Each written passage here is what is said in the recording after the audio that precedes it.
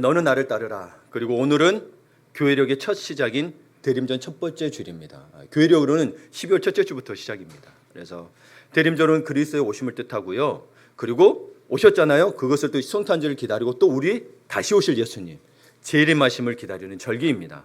그래서 좀 더 구체적인 내용은 주보 메인 뒷장을 참고하셔서 한번 읽어보셔서 대림절이 어떤 의미가 있는지 참고해 주시기 바랍니다.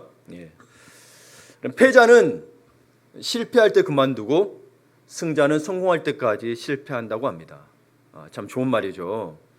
제가 2008년에 본 것은 아닌데요. 나중에 TV 이렇게 해서 일부에 올라온 걸 봤는데 2008년 베이징 올림픽에서 유도 60kg급 금메달을 딴 선수가 있습니다. 최민호 선수입니다. 이분이 그 경기를 어떻게 했냐면 첫 경기부터 마지막 경기까지 6경기를 전부 한 판으로 이겨서 다 한 판으로 이겨버렸어요. 한 판으로. 야, 진짜 감동입니다. 금메달을 차지했습니다. 근데 결승전에 그 세계 랭킹 1위와 붙었거든요. 이 영상의 제목이 뭐냐면은 딱지치기입니다.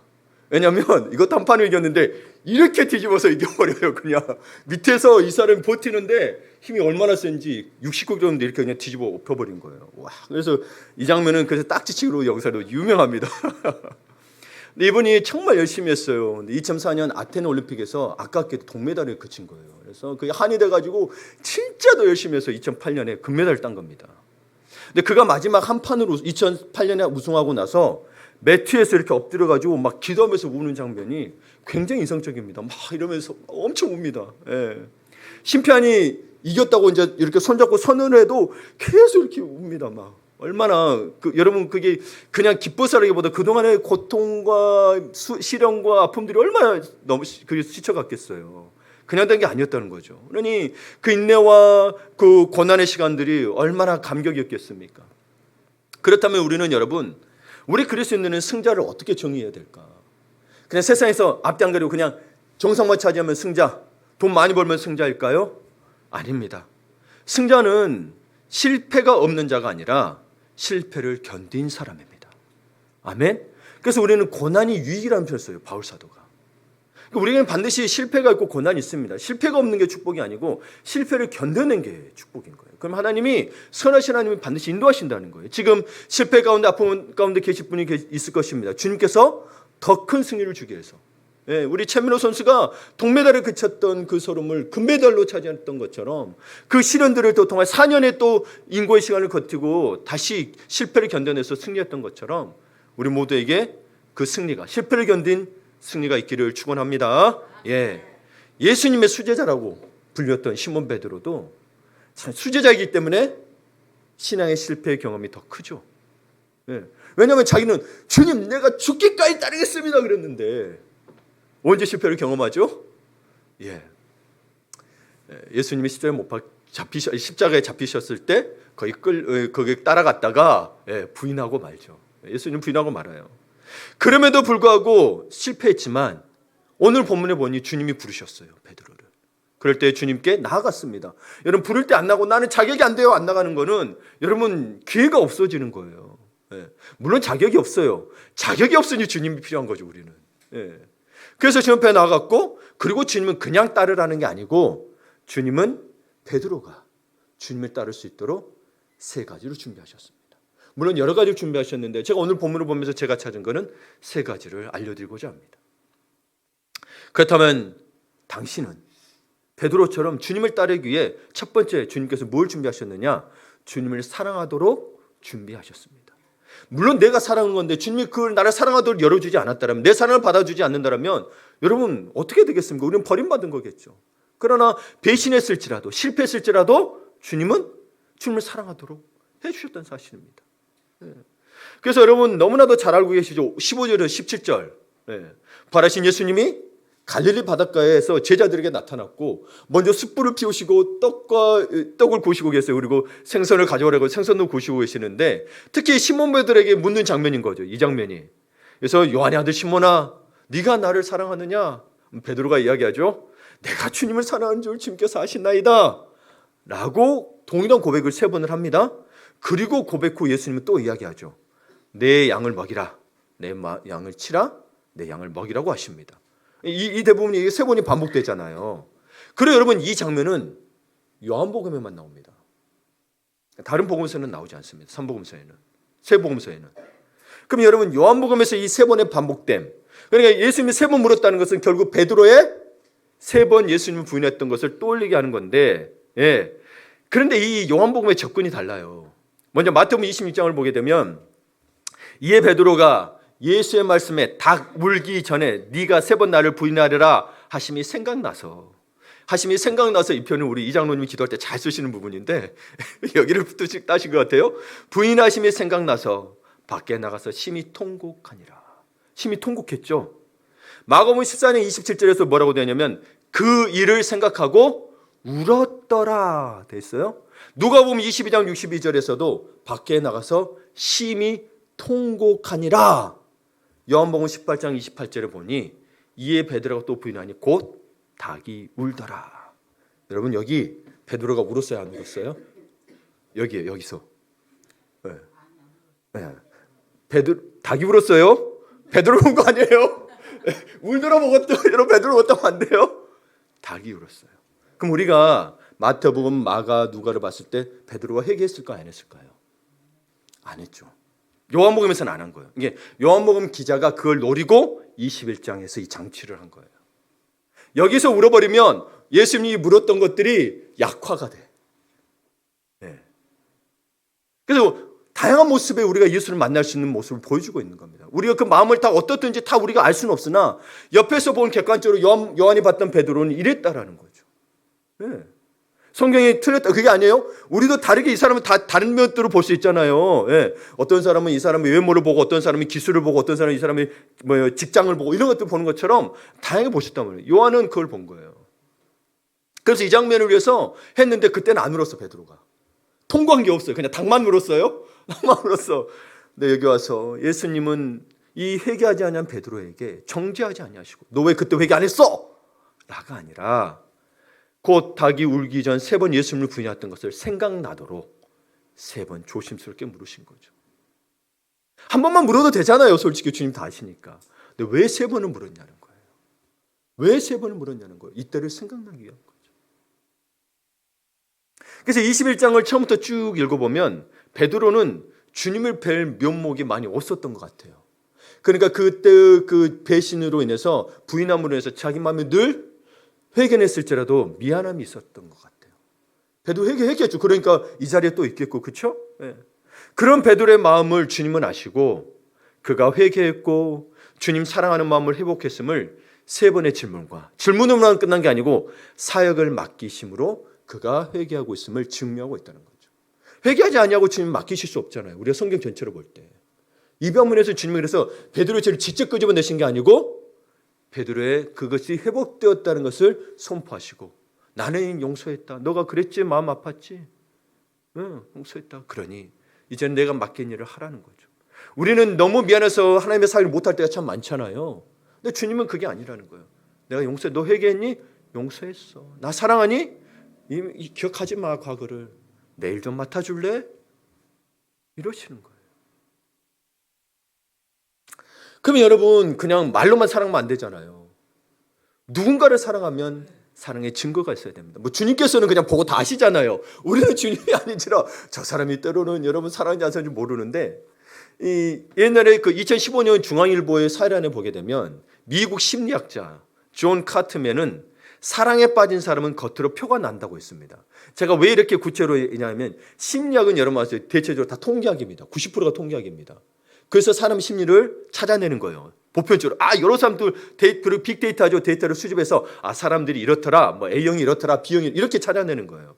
예, 통계학이에요 거의 다. 그래서 사랑에 빠진 사람 겉으로 표가 난다라고 연구를 했어요. 그러면서 이 연구를 가지고 수잔 크라우스 박사는 카트맨의 이론에 기반을 두고서는 상대방이 당신과 사랑에 빠져 있음을 말해주는 증거 11가지에서 신문에 쫙 찔렸었어요. 예. 근데 저는 그 중에서 4가지만 소개하고자 합니다. 첫 번째, 그 4가지 중에 첫 번째가 뭐냐면 당신과 시간을 보내고 싶어한다. 사랑에 빠진 사람의 증거는 당신과 사랑하는 사람과 사랑하기 때문에 시간을 보내고 싶어한다는 거예요. 그래서 미국 노스웨스턴 대학교 연구진은 함께 시간을 보내고 싶어하는 마음을 갖는 것은 연애가 장기적으로 유지됐음을 보여준다는 연구 결과를 발표했어요. 이것도 연구 결과로 너무처럼 발표한 거예요. 이게는 무슨 말이냐면 정말 사랑한다면 함께 보내고 싶다는 건 어떤 말이냐면 어떤 역경이 있어도 함께 보낸다는 거예요. 즉 일과 가족, 다른 약속들에 묶여 있을지라도 정말 당신을 사랑하는 사람이라면 중간중간에 시간을 내서든 남는 시간을 당신과 함께 보내고 싶어 한다는 거예요. 여러분 드라마도 보게 되면 연애 드라마를 보게 되면 결국 사랑하다가 나중에 봐보세요. 멀어진 경우는 뭐예요? 서로 시간을 안 내주죠. 바빠. 결국엔 그러면서 헤어지고 맙니다. 당신은 주님과 시간을 보내고 싶어 합니까? 네, 주님을 사랑하는 줄 주님이 아십니다. 아멘. 두 번째, 사랑하면 서로 하루에 대해서 물어본대요. 하루에 대해서 하루 어떤 일이 있었는지. 그러니까 사랑에 빠진 사람은 상대방의 하루 중 즐거웠던 순간과 그렇지 않은 순간 모두에 대해 관심을 갖고 궁금해한다는 거예요. 우리 어머니들 남편에 대한 사랑을 싣고 자녀에 대한 사랑이 가면 뭐예요? 학교 갔다 와 학교에서 뭐 먹었냐, 뭐 들었냐 다 물어보잖아요. 사랑하니까 안 좋은 일 있으면 뭐 때문에 그랬냐 다 물어보잖아요. 근데 남편이 그러던 말도 무슨 상관이에요, 그렇죠? 그러시면 안 됩니다. 그러니까 우리는 어떠냐는 거예요. 여러분은 정말 하루하루 주님이 기뻐하시는 일에 궁금해서 주님께 묻습니까? 주님 이거 기뻐하세요? 묻냐라는 거예요. 그럼 주님을 사랑하는 줄 주님이 아십니다. 그리고 옆에 사람도 알아요. 사랑 표가 난다 그랬어요? 다른 사람도 알아요. 세 번째, 응시합니다. 사랑하는 사람을 응시합니다. 사랑에 빠진 사람은 말을 하지 않고도 깊은 감정을 표현합니다. 여러분 사랑하지 않으면 쳐다봅니까? 아니 길 가다가도 여러분 마음에 드는 옷 있으면 이렇게 쳐다보잖아요. 별로 신경 쓰면 그냥 남들 뭐라 그래도 지나가잖아요. 네.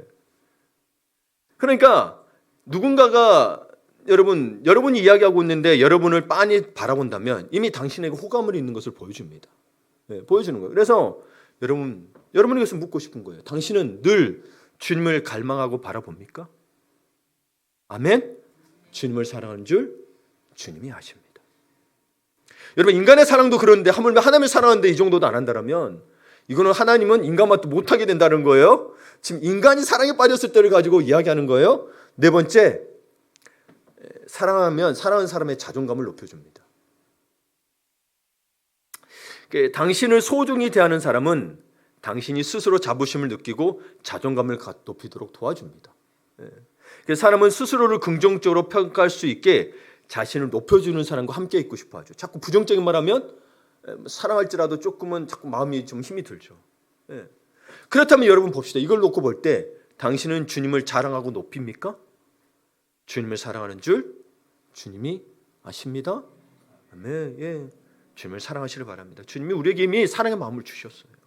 주님만 사랑하시면 돼요. 그래서 베드로에게 물은 거예요. 네가 나를 사랑하느냐? 뭐 조건 안 따졌잖아요.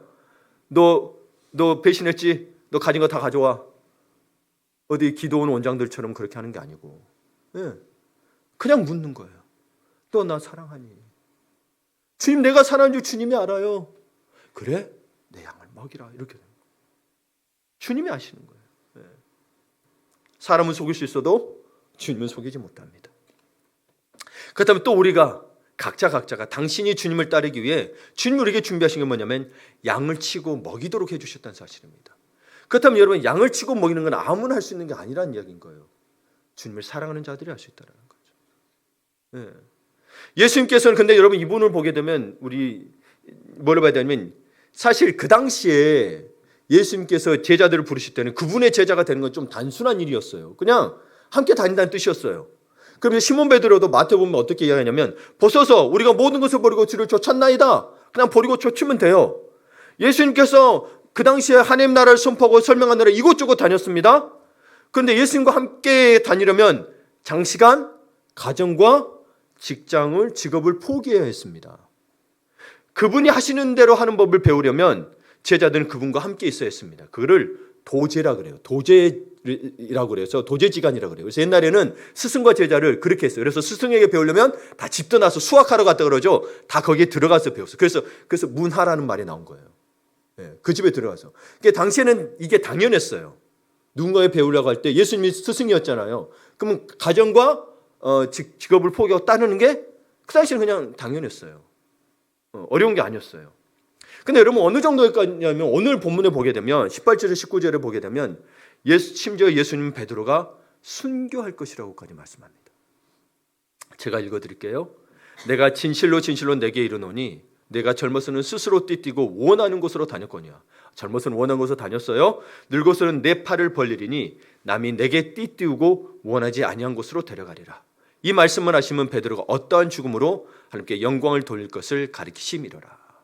베드로 나중에 십자가에 거꾸로 매달려서 죽었죠. 그 죽음을 미리 아시고 말씀하셨어요. 베드로는 몰랐습니다. 근데 여러분 다 말씀 이러니까 경건해지긴 한데 오늘날 나에게 똑같이 한다면 상상해 보세요. 말이 턱 막히죠. 그렇죠? 이걸 어떻게 해야 될까? 여러분 그때와 상황이 다르다고 말씀드려요. 그때는 그냥 그게 쉬웠어요. 달라스 윌라드의 잊혀진 제자도라는 책이 있습니다. 이 정도 좀 되는 두께인데 이런 질문이 있어요. 이 부분에 대한 질문인 거예요. 우리가 그렇게 직장, 가정과 속해 있던, 가정에 속해 있고 또 직장을 버리면 가족과 고용주와 직장 동료들은 어떻게 반응할까? 아마도 그들은 생각하기를 저들은 우리를 별로 존중하지 않는 것 같고 자기 자신조차 소중히 여기지 않는다라고 할 것이라고 말한다는 거죠. 쟤들은 우리도 소중히 여기지 않고 자기도 소중히 여기지 않는 것 같아. 근데 여러분 이게 성경에 나와 있단 말이죠. 성경에 보니 예수님과 함께 가려고 예수님과 함께 있으려고 가을 버리는 두 아들을 보면서 아버지 세베대는 어떤 생각을 했을까요? 세베대 아들이 야고보와 요한입니다. 예수님 12제자 중에 2명이죠. 네. 세베대는 어떤 생각을 했을까요? 그때는 그냥 보다 그랬었지만 이때를 딱 지금으로 올려낸다면 아버지 마음은 어땠을까요? 당연했을까요? 아니라는 거죠. 당시에는 비록 대가는 컸지만 제자도의 의미가 그랬어요. 그냥 스승을 따라갔어야 됐었어요. 하지만 지금은 기술적인 면에서 그때와 다릅니다. 첫 제자들이잖아요. 예수님과 몸을 함께 있었을 때 우리는 지금 또 예수님 진짜 이때라면 따라갈 수 있는 사람이 있겠으나 지금 예수님이 없잖아요. 몸으로 지금 없잖아요. 지금 하나님 좀 계시 지금 이곳에 지금 올라가셨잖아요. 이분이 오셔가지고 따를 때 되면 이미 종말인 거잖아요. 그러니까 우리 따를 기회가 없어. 그분과 함께 천국에 가면 돼. 그렇다고 해서 여러분 우리가 예수님과 함께 올 수 있으니 우리 편한 대로 믿으면 돼. 그렇다면 그리스도의 제자가 되라고 했는데 그리스도의 제자가 되는 것이 두려움이 대상이 되거나 예수쟁이만 제자 되는 것으로 보일 수 있다는 거죠. 이거는 안 좋은 거죠. 정말 우리가 그리스도처럼 그리고 그리스도의 제자처럼 되기로 작정한다면 우리 자신은 물론 우리 주변에 모든 생각이 있는 사람들에게도 그것이 훤히 보이기 마련인지라. 그럼 훤하게 보이기 위해서 여러분 가정과 직장을 버리고 예수를 따라서 해외로 시골로 돌아다닐 수 있는 것은 아니지 않습니까? 지금 시대에는. 여러분 비자도 안 내주면 가고 싶어도 못 가요. 코로나 때문에도 못 가고 공산국가는 더더욱 못 가고 이혼국가는 또 막아서 못 가요. 마음대로 갈 수 있어요. 근데 그런 구역들이 지역들이 나라들이 더 복음이 필요한 거거든요. 북한이 복음이 너무 필요한데 못 가고 싶은데 직장과 직업을 가정을 버렸어도 못 가. 내가 월북하지 않은 이상 몰래. 그냥 이 부분에서 우리가 참 이 시대에 고민이 많을 겁니다. 참 이 달라스 윌라드가 훌륭한 분이신데 이분이 잊혀진 제자도에서 이렇게 이야기합니다. 제자도는 내면의 은혜로운 변화인 믿음과 소망과 사랑을 삶에 실천하는 것이다. 제자가 되기 위해서는 제자도가 있어야 돼요. 제자도는 뭐냐면 내 마음에 예수로 말미암아 은혜로운 변화가 왔어요. 그럼 내 삶에 뭐로 나타나느냐? 그래서 여러분 그 능력이 있다, 복음이 능력이 있다 하는 것은 우리의 변화를 주고 믿음과 소망과 사랑의 삶을 살 수 있도록 해준 거기 때문입니다. 내가 이게 사랑이 되지 않고 소망이 되고 믿음이 되지 않는다면 사실 나는 예수의 복음으로 말미암아 온전히 내가 받아들이지 못했기 때문에 아직 변화가 안 나타나는 거예요. 그러면서 달라스 윌라드는 우리에게 영성 개발에 대해서 이야기합니다. 영성을 우리 자꾸 환희적이고 우리가 말하는 좀 막 이렇게 깊은 어떤 임재에 빠진 것만 이야기하는데 그게 아니고 영성은 그것만이 아니고 그것도 영성이긴 하나 삶에서 나타나야 진짜 영성이라는 거예요. 제자의 삶이 영성이라는 거예요. 그래서 제자도란 쉬운 멍에를 쥐고 우리의 스승 예수와 동행하는 가운데 그런 성품, 특성들이 점차 우리를 지배하고 우리 안에 배어드는 과정이다. 바울은 뭐라고 표현했냐면 예수를 닮아가는 거라고 이야기하는 거예요. 그런 온전함, 성숙함이라고 이야기하는 겁니다. 제가 계속해서 해서 온전함, 성숙함을 이야기하는 거예요. 이 제자, 우리 그리스도의 제자를 만들어 가야 되니까. 예를 들면 예수님을 믿으라고 전도할 수 있는 것. 예전에는 못했어요. 막 쑥스럽고 내가 뭐 전해 부끄럽고 못 전했어. 근데 이제 섬기고 또 봉사해. 교회에 인도함에 따라서 예배도 참여하고 여러 가지 행사도 참여해. 어디 가서 예전에는 내가 잘못한 거 아니고 누가 건들면 화냈어. 싸웠어. 왜 나한테 그래요? 내가 그렇게까지 해야 돼요? 근데 이제는 그러지 않아. 그럴지라도 나를 죽여서 주님 내가 그래요 죽겠습니다. 다투지 않으려 하는 것. 인내하는 것. 이런 것들이 다 내면의 변화로 말미암은 믿음, 소망의 사랑이 실천되는 겁니다. 그럼 이거를 여러분 바울 사도는 총체적으로 뭐라고 그랬냐면 성령의 열매를 맺는 거라고 이야기해요. 성령의 도우심이 없이는 이게 안 된다는 거죠. 우리가 변화됐다는 건 우리 안에 뭐가 있다는 거예요? 성령이 있다는 거죠. 복음이 들어왔기 때문에. 그래서 갈라디아서 5장 22절에 보게 되면 23절에 보게 되면 오직 성령의 열매는 하면서 그 다음에 8가지가 나오거든요. 사랑까지가 9가지인데 여러분 이거를 좀 잘 헬라어로 좀 보여야 되는데 우리는 성령의 열매 그러니까 9가지로 알고 있잖아요. 한국어로만 보면 그렇습니다. 한국어가 틀렸다는 게 아니고 헬라어 원어로 보게 되면 칼포스에서 열매가 단수로 나옵니다. 그럼 열매가 뭐냐? 사랑이라는 거예요. 사랑 안에 뭐가 들어있다는 거? 이 8가지가 들어있다는 거예요. 이게 사랑이 그냥 내가 이거 그냥 마음이 있어서 하는 게 아니라 사랑에 뭐가 있는 거예요? 기쁨이 있고 화평이 있고 인내가 있어요. 오래 참아야 돼. 누가 뭐라 그래도 오래 참아야 돼. 내 기분 나빠도 좀 참아야 돼. 자비가 있고 양성과 있고 충성이 있고 온유와 절제가 있다는 거예요. 그러니까 사랑은 이 8가지가 들어있는데 우리 한꺼번에 다 할 수 없는데 우리 삶 가운데로 오래 참음이 나와. 자꾸 화평케 하려고 해. 기쁨이 있어. 내가 저 사람 나한테 악을 행했지만 선을 행해. 양선이 그거예요? 내 악을 행했다고 악을 행하는 건 세상 사람도 그렇게 한다니까요. 우린 그게 아니라는 이야기인 거예요. 그러니까 감정적이고 막연한 사랑이 아니라 성령의 임재하심의 결과 성령의 인격이 들어있는 사랑이 우리의 사랑인 거예요. 우리의 변화인 거예요. 성령의 인격이 들어있는 거예요. 여러분이 베품에는 세상 사람들 그래서 세상 사람들의 사랑과 세상 사람들의 선함과 세상 사람들의 오래 참음과 다르다는 겁니다. 여러분은 뭐의 사람이냐? 성령의 사람이라는 거예요. 예. 그러므로 여러분 제자란 양을 친다는 목적이 있었을 때 그리스도처럼 되겠다는 의지와 그분의 믿음과 실천 안에서 의지를 품고 살아가는 자들이 이 시대의 제자라는 거예요. 여러분 그 당시에는 다 버리고 떠나갔죠. 내 삶에 있어서 나를 지금 내려놓고 있잖아요. 그 당시에는 직업도 가정도 포기했지만 내가 가정과 직업을 내려놓지 않더라도 나는 그 삶 속에서 더 여러분 차라리 예수님 따라가는 게 속편한 게 얼마나 좋습니까? 여러분 저도 목회하다 보면 힘든 일 있으면 그냥 산속에 들어가서 성경만 보고 기도만 하고 싶어요. 그 훨씬 속편하고 저는 마음에 와요. 그러나 이 자리에서 여러분 가정이 있고 직장인의 상태에서 책임지고 거의 부딪히며 살아가면서 이걸 지켜내기가 보통 일이 아닙니다. 여러분 그래서 일종의 진짜 선교사인 거예요. 선교사를 가신 분도 아예 포기하고 갔잖아요. 근데 여러분은 그 속에서 선교사 삶을 살아야 되니 얼마나 더 고되고 힘들겠어요. 근데 그렇게 사는 게 맞다라는 거예요.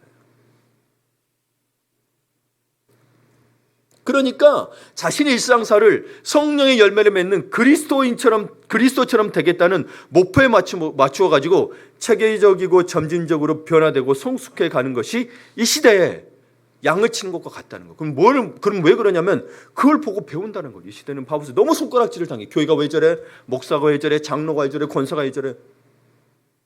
우리 김태현 성도님이 집사로 설립설에 임명이 됐지만 과거에 교회를 미워했어요. 왜냐하면 교회에서 돈 빌려간 사람이 안 갚았거든.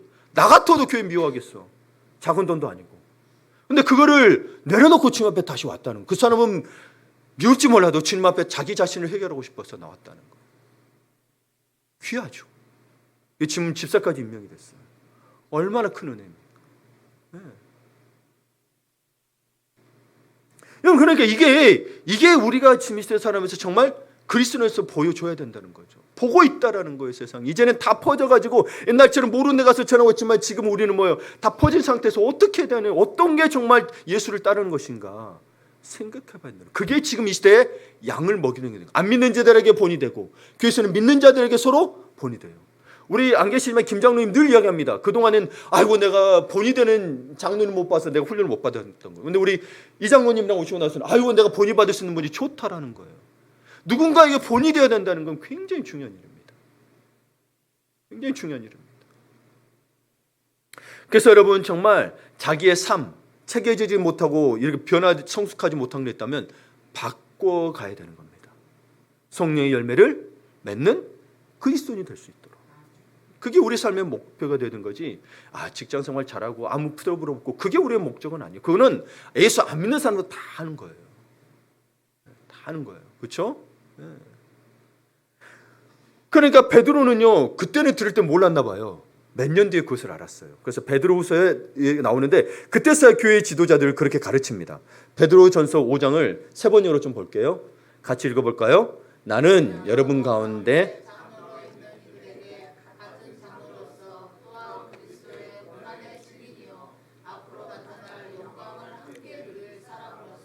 권면합니다. 여러분 가운데 있는 하나님의 양떼를 먹이십시오. 예수님 얘기했던 거 자기도 이야기해요. 그 다음 계속 읽을까요?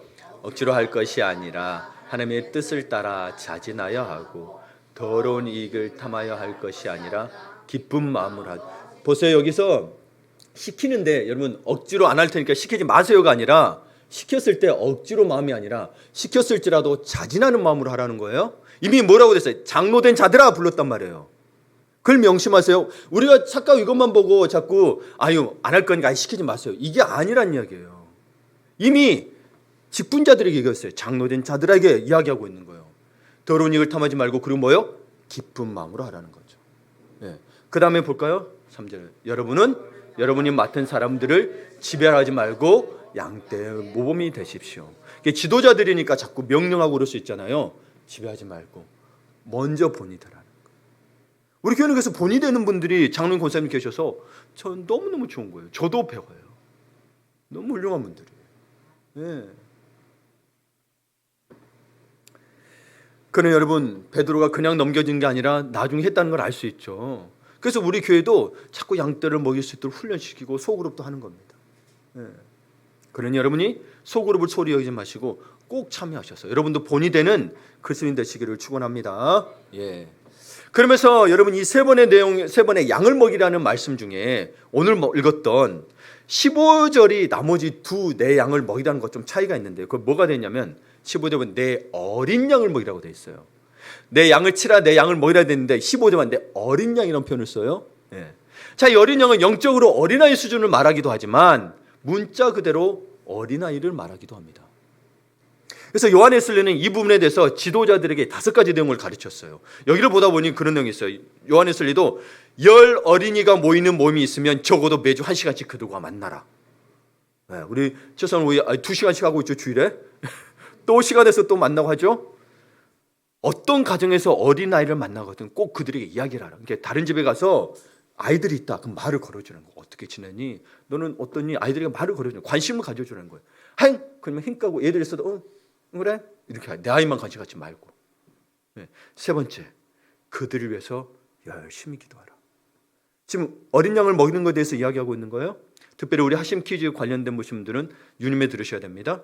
그리고 네 번째가 참 독특합니다. 집에서 각 부모들을 부지런히 가르치고 강하게 권면하라. 집에서 부모들을 가르치래요. 당시에는 여러분 요한에서는 순회 선교자였잖아요. 그래서 이게 다니면서 가정에도 들어가고 했단 말이에요. 그러면서 부모들을 가르쳐서 자녀들에게 말씀을 가르치도록 부모들에게 권면하라 그랬다는 거예요. 그래서 여러분 저기 하신 부모 톡톡 있죠? 이거 부모님들 참석하셔야 돼요. 좀 먼저 우선순위 두시고 참석하셔서 전문가가 하시니까 우리는 그 부분에 따라서 권면할 수 있도록 하는 거예요. 그리고 요한 웨슬리가 이 부분에서 5번째 뭐냐면 특히 교육에 대해서 설교하라고 그랬어요. 참 이전에 못 봤던 거거든요. 우리 교육에 대해서 많이 설교하고 있죠, 그렇죠? 이 하나님의 마음은 우리가 주님을 사랑하는 마음을 갖게 되면 같은가 봐요. 그 해석에 대한 부분들이 같은 것 같아요. 자, 당신이 주님을 따르기 위해서 주님이 준비하신 세 번째, 주변 상관 말고 따라와라. 무조건 따르는 의미는 아니고 따라할 때가 있어요, 여러분. 좀 이 상황이 있으면 못 따를 때가 있어요. 그건 무조건 따르는 의미가 아니에요. 오늘의 말씀은 베드로의 상황이 그렇다는 거예요. 주변 상관 말고 따라와라. 도록 해주신다는 거예요. 자, 19절 후반부에서 22절을 보게 되면 베드로에게 이르시되 나를 따르라 하시니 베드로가 돌이켜 예수께서 사랑하시는 그 제자가 따른 것을 보니 그는 만찬석에서 예수의 품에 의지하여 주님을 파는 자가 누구오니까 묻던 자더라. 이에 베드로가 그를 보고 예수께 여짜오되 주님 이 사람은 어떻게 되겠사옵나이까? 예수께서 이르시되 내가 올 때까지 그를 머물게 하고자 할지라도 네가 무슨 상관이냐? 너는 나를 따르라 하시더라. 아멘. 네가 무슨 상관이냐 말이 나오죠. 이 배경이 어떻게 되냐면요, 예수님께서 3번 질문하시고 명령하셨잖아요. 그리고 베드로의 죽음에 대해서 하신 말씀 다음에 나를 따르라, 19절에 나를 따라 그랬어요. 양을 먹이라 하고 너 이렇게 죽을 거야, 그리고 나를 따르라 했더니 그때 이제 제자들이 따라가는 거예요. 여기에 여러분 제자들이 있었잖아요, 부활하신 후에. 특히 이제 베드로만 빼고 이렇게 따라와서 이야기한 거고, 그 중에서 예수께서 사랑하는 그 제자가 20절에 나오는데 이걸 애제자라고 표현을 써요. 신학적 용어로도 애제자라고 해요. 사랑애자 써서 애제자. 예제자가 예수님을 따라가고 있었어요, 제자들이. 근데 수제자가 베드로가 라이벌 의식이 있나 봐요. 갑자기 나를 따라해서 다 따라가고 있는데 베드로는 예수님을 따라가지 않고 예수님의 애제자에게 관심이 많았습니다. 그러니까 쟤는 왜 다음에 어떻게 돼요? 라고 물어보고 있는 거예요. 나를 예수님은 지금 뭐라 했어? 나를 따르라 했는데 안 따르고 자기 이야기하고 있는 거예요. 저 사람한테 관심이 있고. 그래서 예수님 말씀하시기를 네가 무슨 상관이냐? 너는 나를 따르라 라는 말인 거예요. 여러분, 그런 거예요. 우리도 그런 상황들이 있죠. 여러분 혹시 뱀파이어 그리스도인 들어보셨어요? 뱀파이어 그리스도인. 여러분 가나안인 그리스도, 성경책 배달부, 썬데이 스쿨 이런 거 들어보셨을 텐데, 뱀파이어 그리스도인 이 단어는 달라스 윌라드의 책에 나오는 용어입니다. 근데 여러분 우리 같은데, 저도 근데 뱀파이어 그리스도는 안 썼지만 설교가도 이미 예화를 썼던 부분이 있는데, 어떤 권사님이 직장에 다니는 어떤 언니 보여요. 그럼 언니도 권사님이었어. 근데 주일날 등산복 등산복을 입고 등산을 가더라는 거예요. 언니 왜 예배를 안 드리러 그랬더니, 아니 나도 어느 교회 권사인데 나도 하나님이 함께 하심을 믿어. 그리고 등산을 너처럼 왜 열심히 해야 돼? 이러더라는 거예요. 한 번은 또 우리 장혜선 선교사님을 이야기하는데, 장혜선님이 성경 공부를 하면서 어느 교인들에게 이 땅에서 사는 게 좋으세요? 아니면 천국을 소망하세요? 예수님을 기다리세요? 그랬더니, 아니 저는 예수님을 믿는데요, 이 땅에서 오래 살며 즐기고 싶어요. 이제 좀 살만해요. 그러는 거예요. 자, 여러분 여기에 뭐가 문제가 있느냐? 그러면서 이 뱀파이어 그리스도인에서 이야기하기를 뭐라고 했냐면, 예수님, 이런 표현을 써요. 예수님, 부디 당신의 피가 조금 필요합니다. 하지만 저는 당신의 학생이 되거나 당신의 성품을 닮을 마음은 없습니다. 솔직히 제가 인생을 즐기는 동안 좀 못 본 척 해주시렵니까? 천국에서 뵙겠습니다. 뭐예요? 예수의 피만 맛보고 그래서 뱀파이어예요. 뱀파이어 이 땅에서 안 죽고 살잖아요. 오래 살고 싶다는 거. 그래서 뱀파이어 그리스도. 구원은 받고 싶은데 주님의 제자는 되고 싶지 않은 거예요. 이런 이들을요, 여러분 선지적 설교로 존경받는 A.W. 토주는 심지어 이런 이들을 보고 이단이라고 그랬습니다. 그 부분의 글을 읽어드릴게요. 복음주의 기독교 진영 전반에 확연한 이단이 생겨났다. 우리 인간들이 그저 구주가 필요해서 그리스도를 자진하여 영접할 수는 있으나 그분을 주님으로 삼아 순종하는 일은 우리가 원할 때까지 미룰 권리가 있다는 개념이 널리 용인되고 있는 것이다. 다시 한번 읽어드릴게요. 복음주의 기독교 진영 전반에 확연한 이단이 생겨났다. 우리 인간들이 그저 구주가 필요해서, 나를 구원할 분이 필요해서 그리스도를 자진하여 영접할 수는 있으나, 믿었어요, 회개했어요, 그러나 그분을 주인으로 삼아 순종하는 일은 지금은 다 순종하지 않을게요, 원할 때까지 미룰 권리가 있다는 개념이, 그냥 미뤄도 된다라는 거예요. 그 개념이 우리 그리스도인 사이에 널리 퍼져 있다라는 거예요. 이것이 이 시대에 너무 만연하다는 거예요. 그래서 나중이라는 나중 표현을 굉장히 많이 씁니다, 그리스도인들이. 지금 헌신하셔야 합니다, 지금 주님께 순종해야 합니다라고 이야기했을 때 나중에요, 나중. 여러분 실패를 겪었든 성공했든 다 마찬가지입니다. 주님의 구원께 구원받았다는 것은 온전히 주님 앞에 순종했다는 거지, 피만 맛보고 뱀파이어서 살겠다는 게 아닌 이야기입니다. 영원히 죽지 않는 고통을 여러분 뱀파이어 영업이든 그들이 영원히 죽지 않는 고통이 뭔지 아세요? 여러분 나중에 우리 기회가 되면, 제가 대학 때 읽었던 살아남은 자의 슬픔이라는 책이 있습니다. 저는 그때 처음 죽는 것만 슬픈 줄 알았는데, 사랑하는 이가 죽었을 때 살아남은 자의 슬픔이 어떻다는 걸 처음 겪게 됐습니다. 그걸 이해하게 됐어요. 그쵸? 살아남은 자들이 얼마나 슬픈지, 사랑하는 이가 죽었을 때. 여러분 뱀파이어들은 그 고통을 겪고 있습니다. 옆에 살아져 있었는데 맨날 죽어나가. 근데 자기는 살아있어. 네. 여러분 우리는 뱀파이어 신앙인이 되지 맙시다. 네. 성경에 보게 되면 너가 차갑든지 뜨겁든지 미지근하면 내가 뱉어버리라 그랬어. 뱉어버린다고. 예수님도요, 차라리 차갑든지 하라는 거, 미지근한 거 싫다라는 거예요. 나는 어떤 종류의 사람이 되어가고 있습니까? 특히 뱀파이어 그리스도인은 되지 마시길 바랍니다. 말씀을 마무리해 줬습니다. 삶의 기쁨과 감사가 넘치는 분들도 있지만 아픔과 어려움이 있는 분들도 있습니다. 다만 그러한 아픔과 어려움의 문제들은 인간의 방법으로 풀리지 않습니다. 그러니 여러분, 에베소서 1장 19절을 보게 되면 믿는 우리에게 베푸신 능력의 지극히 크심, 믿는 우리에게 베푸신 능력의 지극히 크심이 있다는 거예요. 믿는 우리에게 이것이 박동하지 않는다면 인생은 절대 활짝 피울 수가 없습니다. 그렇게 오늘 우리는 주님과 사랑의 교제를 회복해야 합니다. 아멘. 그 사랑의 교제 회복으로 말미암아 믿음과 소망과 사랑의 삶을 실천하면서 하나님의 사람이 되는 소명을 다하시기를 바랍니다. 그리고 주변 상관 말고 주님의 너는 나를 따르라는 말씀에 순종함으로 하나님 나라의 위대하신 하나님의 통치의 복을 누리며 살아가는 복덩이들이 되시기를 축원합니다. 아멘. 우리 다 함께 일어나셔서 하나님의 부르심에는 후회하심이 없네. 우리 함께 찬양하면서 우리의 마음을 드리도록 하겠습니다. 내가 정말 원망이 많고 아픔이 많고 슬픔이 많을 수도 있습니다. 힘들면 원망할 수도 있죠. 시편이 그런 고백이 많아요. 그러나 그래도 결국 주님께 돌아와야 됩니다. 그러나 이걸 알아야 됩니다. 결국 깨닫게 된 것은 내가 그렇게 된 것들이 그래 나를 힘들게 하는 게 아니고 하나님이 나를 더 성숙시키고 더 큰 열매를 맺게 한 것이고, 그리고 고백하게 됩니다. 나를 부르시면 후회하심이 없구나. 정말 그 주님을 믿고 내가 의지하며 살아야겠구나. 주님이 나를 가장 선한 길로 인도하시구나. 그 마음을 가지고 우리 함께 찬양하겠습니다.